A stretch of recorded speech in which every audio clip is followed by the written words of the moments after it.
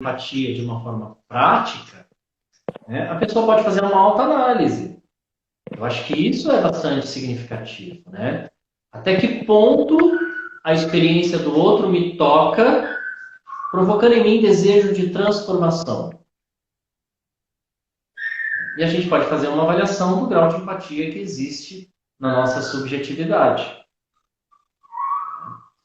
E acho que esse é o princípio. E em relação às pessoas que vivem em torno de nós, sermos mais atentos às dores do outro. Né? E tomar cuidado com essa persona que nos traveste, né? Que nos muitas vezes nos induz ao engano de achar que porque a pessoa está sempre sorridente, ou porque a pessoa ela não traz dentro dela uma amargura, uma angústia profunda, uma melancolia ou uma depressão. O É, depressivo nem sempre é aquele que fica na cama com vontade de morrer.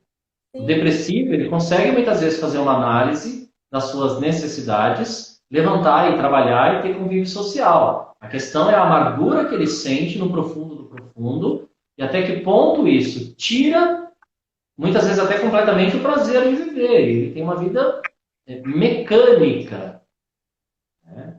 Então, coisas que davam prazer, de repente deixam de dar prazer. A ponto de, em um dado momento, ele não conseguir nem mais se importar com o resultado de uma atitude dele ou dela. Ou seja, eu não vou levantar da cama, vou ser demitido. Para mim, tanto faz. é, Entende? é. Eu convivi, assim, a minha mãe, na verdade, a pessoa que tem a depressão, ela sempre convive, né, com a depressão. A partir do momento que deu o estado mesmo, é, é um dia a dia, né?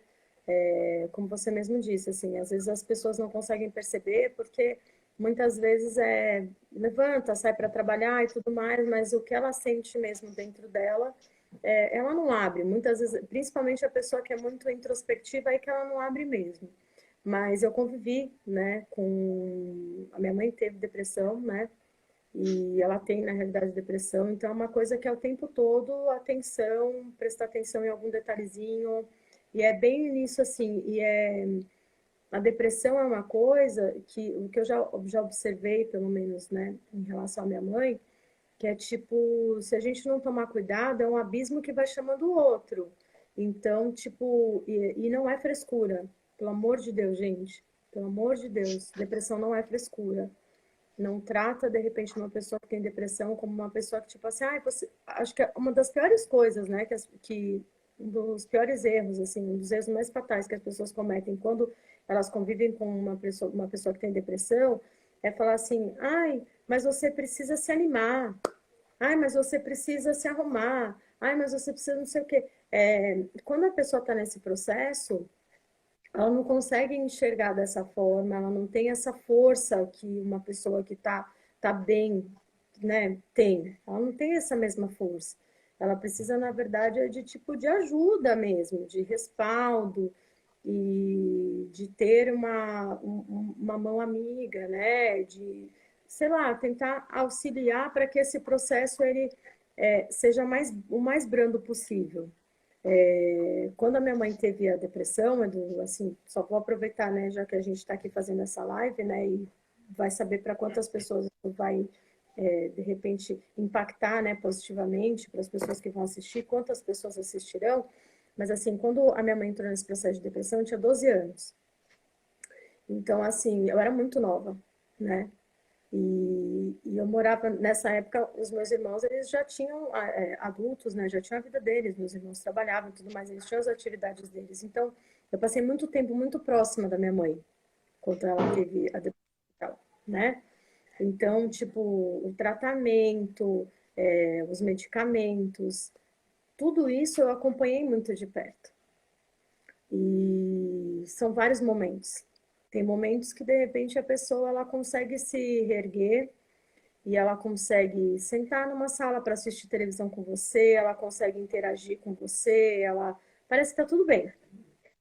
E de repente no dia seguinte ela tem um outro processo que ela não tem vontade de levantar da cama, ela não tem vontade de se olhar no espelho, ela não tem vontade de trocar de roupa, ela não tem vontade de comer.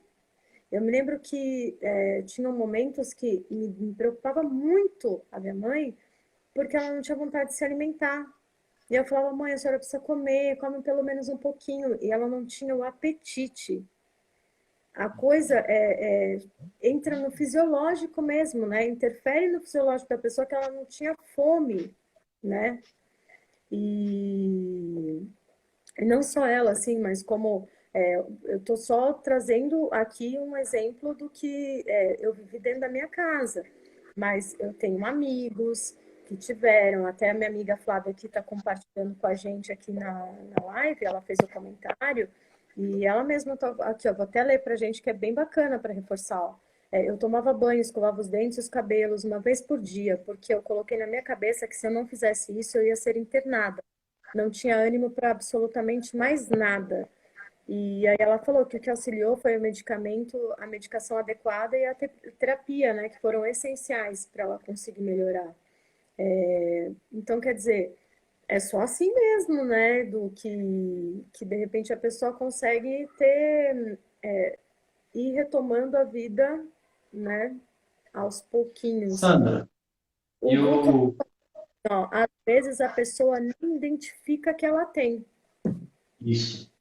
Sandra, eu finalizei o ano passado no PhD. Lógico que PhD é um título internacional aqui no Brasil, é o doutorado, mas a Universidade da Flórida, o PhD em psicanálise. E recebi, muito graciosamente, o título de notório saber em psicanálise também, da Associação Brasileira de Psicanálise. Por que eu estou falando isso? Porque eu procuro sempre analisar e avaliar, inclusive nessa questão dos estudos feitos para a titulação de filósofo e doctor, a causa da depressão e o uso farmacológico, né?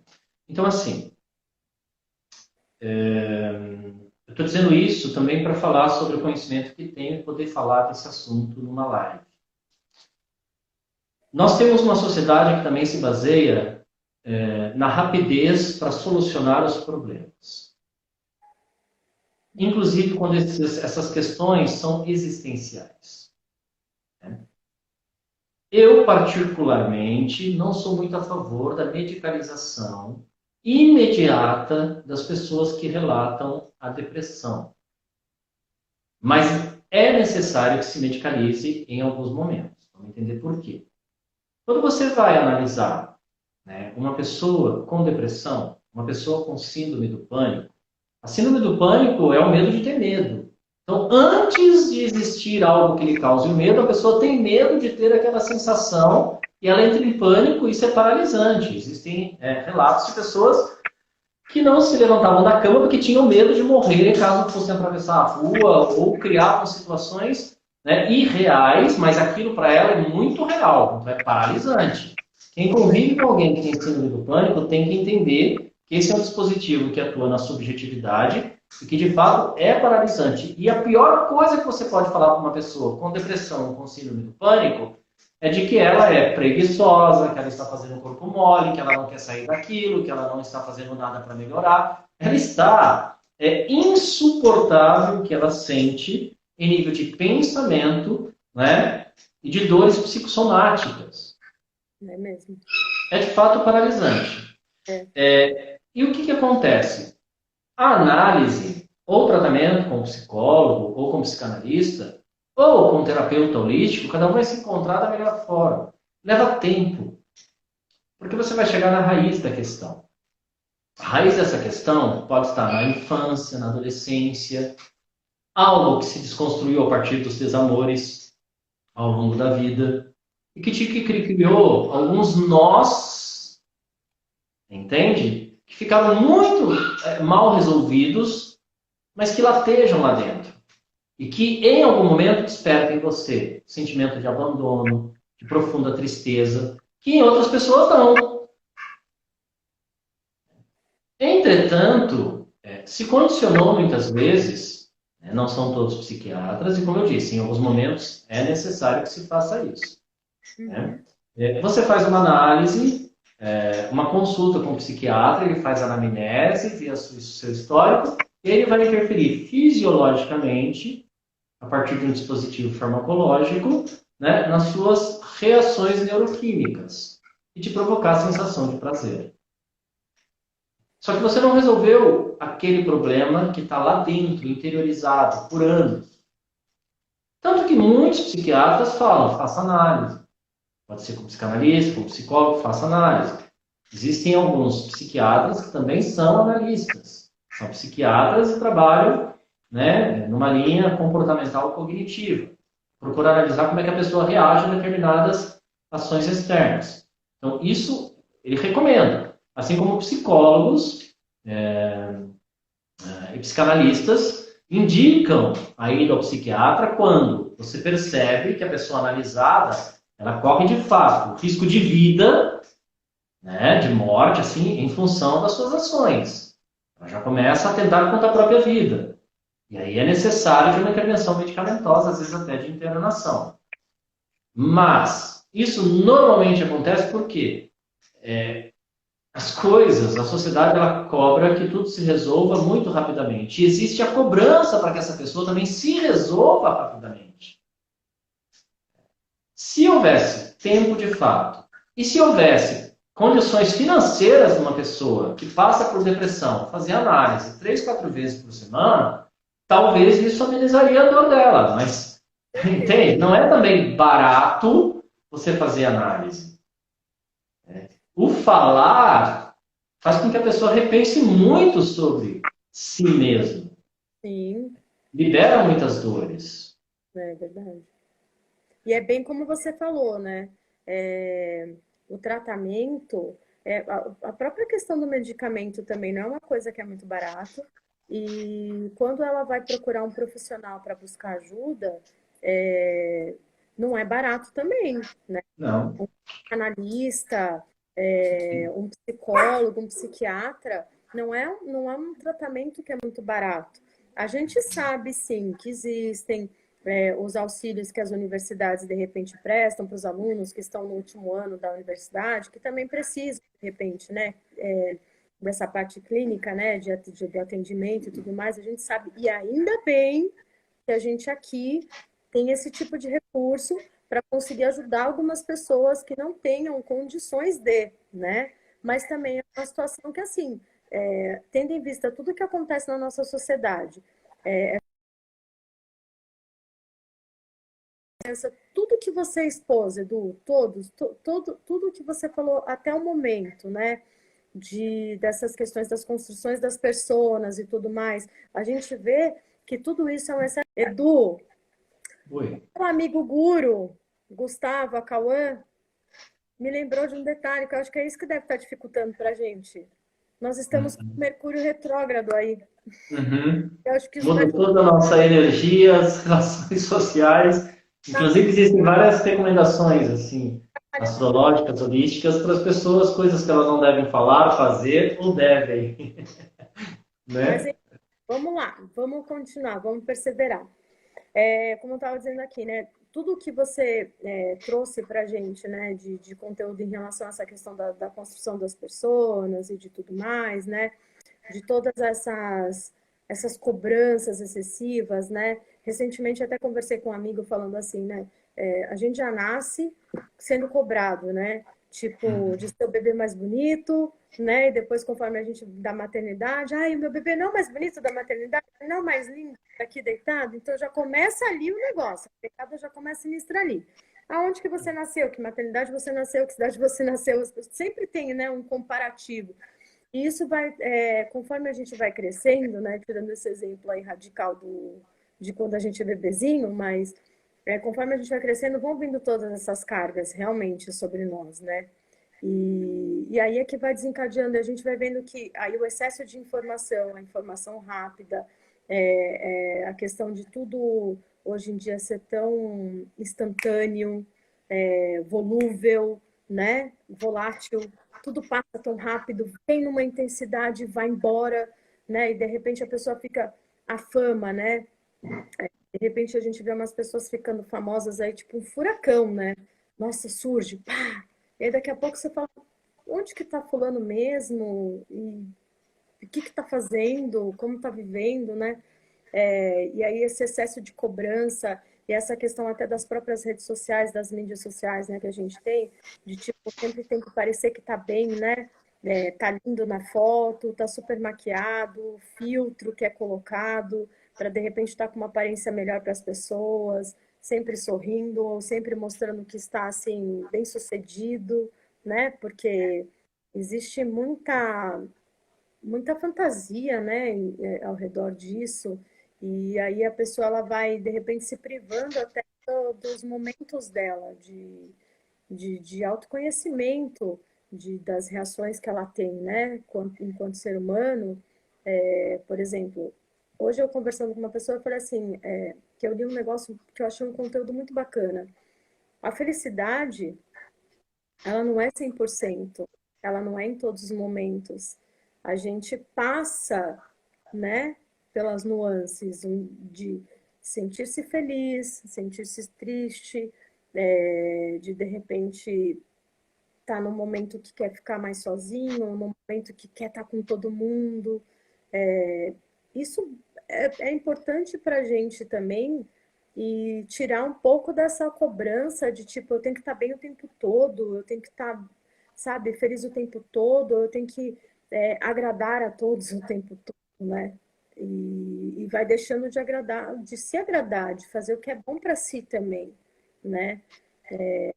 A cobrança em relação a, por exemplo, você tem que ser isso, você tem que se formar nisso, você tem que tal, tal, tal. E às vezes a pessoa ela vai criando tantas insatisfações ao longo da vida por causa desse excesso de que os outros determinam o que eu tenho que viver e não eu vivendo o que eu quero viver de fato, né? Porque daí vai gerando esse tanto de frustrações. Quando você falou sobre a crise do pânico, né? As pessoas têm síndrome do pânico, é uma coisa que é tão irracional que eu vou até te contar um exemplo que aconteceu comigo. Um dia eu estava indo para São Paulo para uma apresentação de resultados que eu tinha que fazer. Eu estava dirigindo e nessa época era coordenadora de qualidade, né, na operação onde eu trabalhava, e o meu supervisor foi junto comigo. E aí foi até bom que tinha alguém junto comigo. E aí eu estava em plena Marginal Tietê. Edu, de repente, é irracional e incontrolável. Eu me vi dentro do carro, um sol que estava, trânsito parado. Começou a me dar um negócio, eu falei, gente, eu vou morrer. É hoje. Começou a me dar um negócio assim, sabe? Uma sensação. E o medo de sentir medo e o medo daquilo potencializar, daquilo aumentar. Para você ter ideia, a coisa foi tão irracional que eu falei para o meu supervisor, eu falei, você sabe dirigir? Ele falou, não.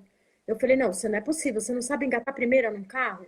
Ele falou, não, isso eu sei. Eu falei, então tá bom. Então eu vou pegar o carro, vou parar no primeiro posto de gasolina que tem aqui, que tiver, eu vou parar o carro e depois você vai seguir dirigindo, tudo bem? Daí ele falou, Mansur, você é doido, eu não sei dirigir, eu não tenho habilitação. Aí eu peguei e parei o carro. Edu, sem brincadeira, Edu. Eu entrei na contramão, eu não percebi. Uhum. E aí eu peguei e parei o carro no primeiro posto de gasolina que tinha. A coisa que deu, todo o desequilíbrio que deu no meu corpo, me deu dor de barriga, me deu suadouro, me deu falta de ar, me deu ânsia, me deu tudo ao mesmo tempo agora. Aí eu peguei e parei o carro. Aí eu pedi pro moço do posto, eu falei assim, moço, por favor, eu preciso muito utilizar o banheiro. Ele falou, não, tudo bem, pode usar o banheiro ali, não sei o que. Eu fui, nem sabia onde que era o posto de gasolina, porque eu entrei em qualquer rua.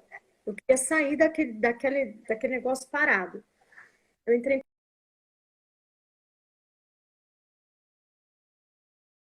aí eu fui voltando.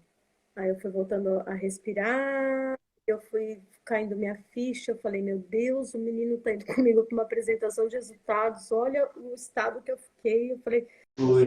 Vão ficar vários fragmentos, mas faz parte, eu acho bom também. Você estava então, contando do seu momento. então, aí, não, mas assim, eu quis só mesmo compartilhar, porque para de repente, assim, pincelar um pouquinho do que é, né, ter no meu caso foi uma crise, eu não tenho síndrome do pânico, mas eu tive essa crise de pânico e, enfim, não consegui ir para a reunião, não tinha condições, porque o cansaço que dá depois, Mental e físico.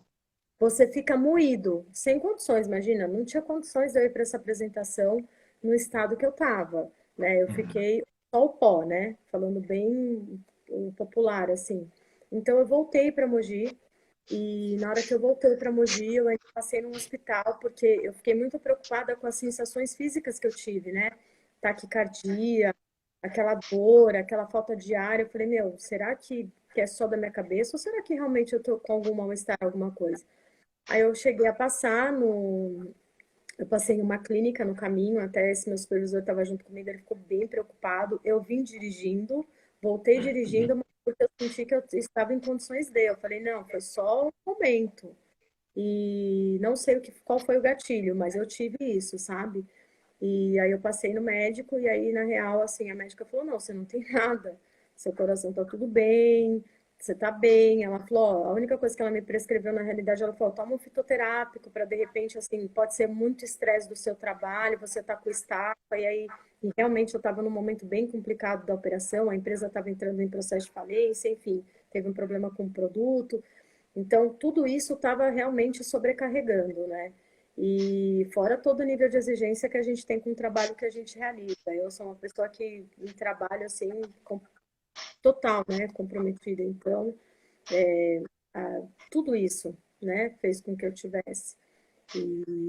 Então, eu quis trazer realmente para que se de repente alguém se identifica, né? Quem assiste a live, para compreender que realmente, gente, é punk. Ter uma crise de pânico é punk. Eu tive uma crise. Eu imagino uma pessoa que tenha síndrome do pânico, que tem esse sentimento frequentemente, que passa por essas sensações assim com muita frequência, né?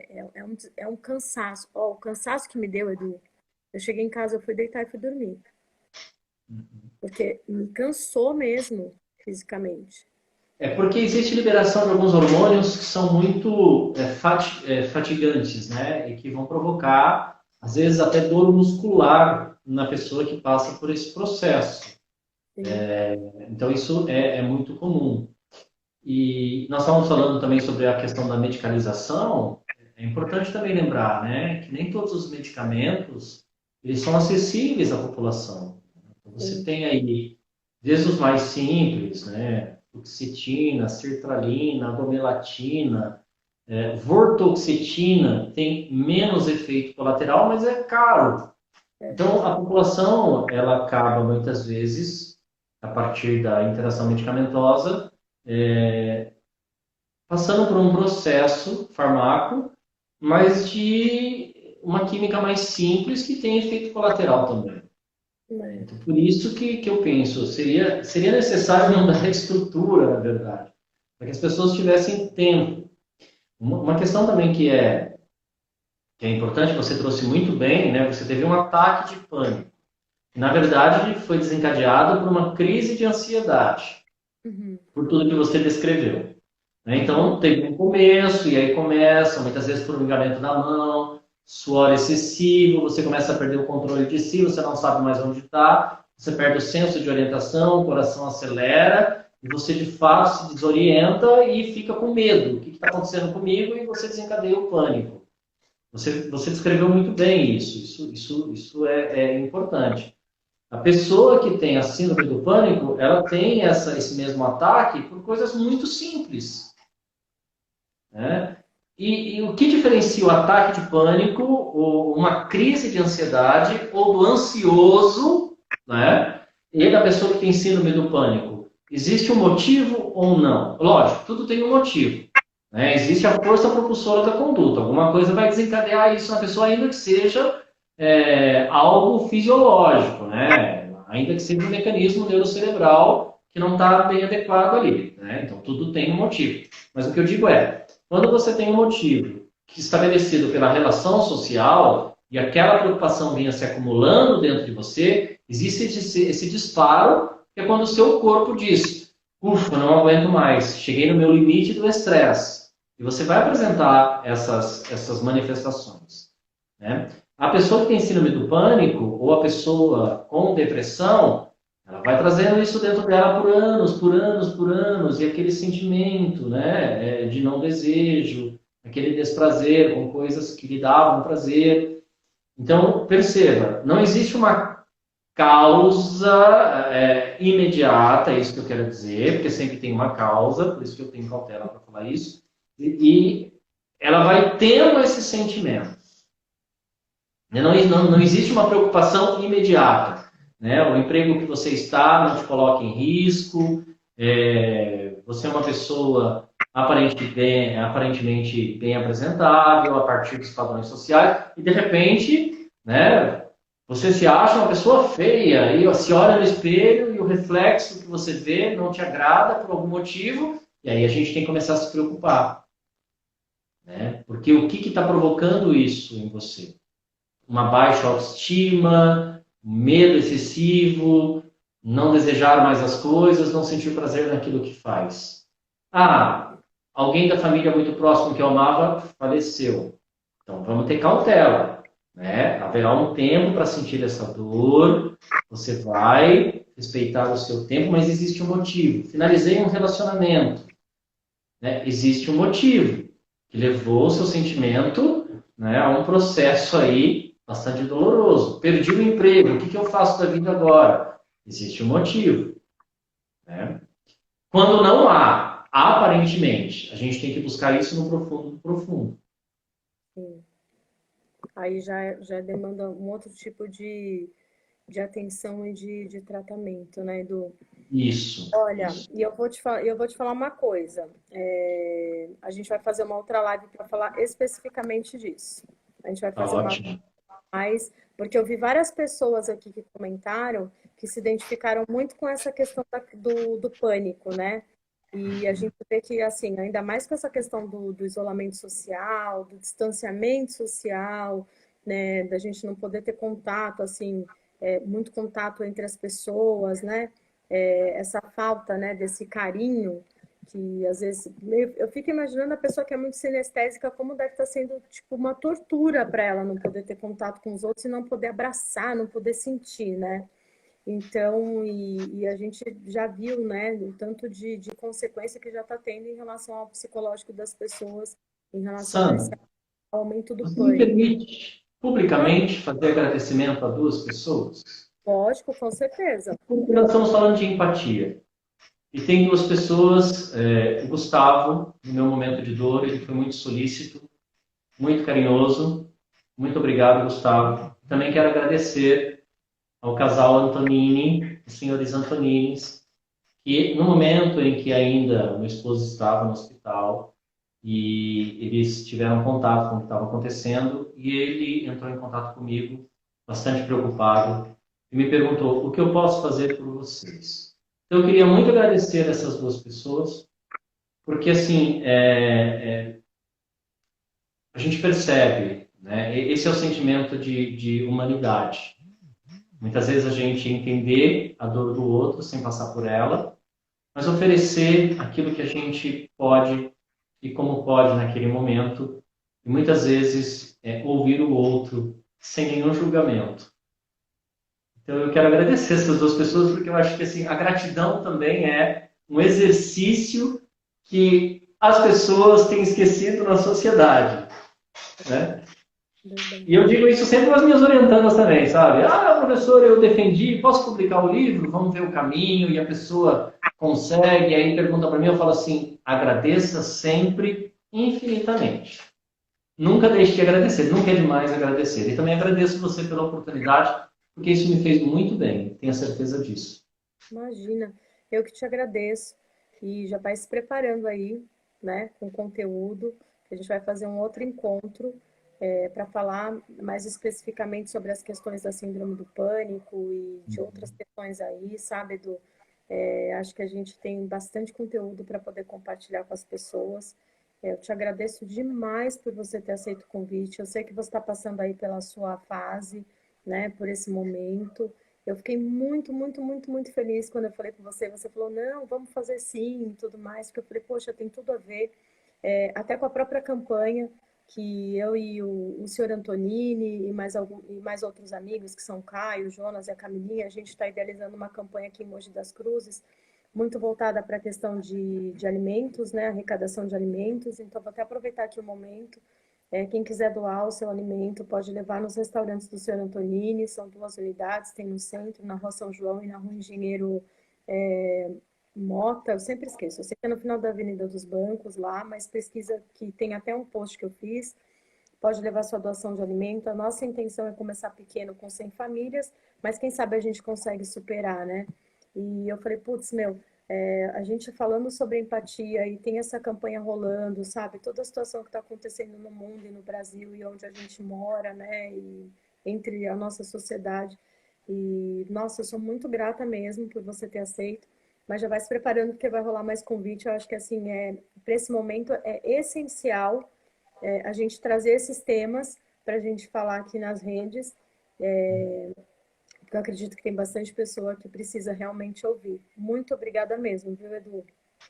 Ó, gratidão, obrigado aí pelo carinho de sempre. Até nosso próximo encontro. Até o próximo, E gente. sintam-se abraçados e abraçadas, sempre. Todos, todos, todos. Muita luz para vocês. Edu, brigadão. Pessoal que participou aqui da live, muito obrigada. Né? Aconteceram aí de cair algumas vezes a live, mas eu vou tentar compilar tudo para poder disponibilizar aqui na rede. Uhum. Tomara que o Instagram tenha sido bonzinho, tenha salvo tudo. E também vou compartilhar, vou ver como eu vou conseguir organizar isso, né? No podcast também. E aí, conforme isso for acontecendo, eu vou divulgando para vocês, tá bom? Gente, obrigada, boa noite, até a próxima. Beijo.